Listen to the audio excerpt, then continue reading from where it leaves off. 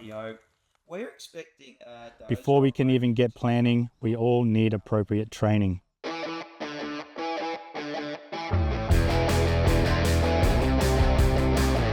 So there's a lot of different trainings rangers will do to come on a burn. For me to be here today, I've done AIMS training, which means I can be a responder to wildfires and be on the fire ground.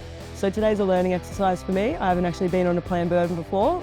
Usually I've responded to wildfires for wildlife. So a few different avenues there to get on fires, but you learn most by being here and learning under the guidance of the older rangers that have done a lot of this. I've been fire trained as a crew member for just over 10 years now, and I've done a crew member and incident controller training. In a couple of weeks I'm going away to do as aerial incendiary supervisor specific course. I have a medium rigid licence. I'm actually been inducted to drive this truck. I tend to take it out to fires while the other guys take the light attacks out. So the training pathway for aircrew for aerial incendiary operations, and my training path was as a bombardier aerial incendiary operator, and for that we went through our formal qualifications, and that therefore qualifies me to be able to use this machine. Actually, that was another point of interest.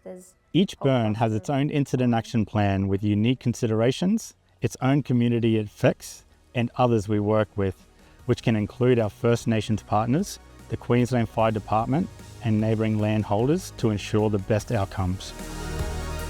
With fire, it's a pretty fickle game, and we're always looking for a burn window and opportunity where the conditions are right. We do have planning months and years in advance. However, we take advantage of our window of opportunity. Once we do have our priority burns and then we have the ideal conditions, we make sure we've got our notifications, park alerts, VMS signs out for the public so that they're aware of smoke hazards, letterbox drops for our local areas neighbouring, and there's sufficient evidence and notification that they're aware of a planned burn happening in that area.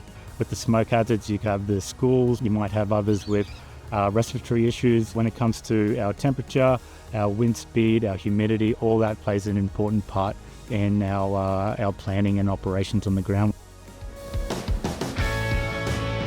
Once burn priorities are set, burn plans are made, and we can look to test burn if the weather is right. So we're doing a test burn. It's in preparation for our planned burn that we've got coming up hopefully shortly in the next couple of weeks.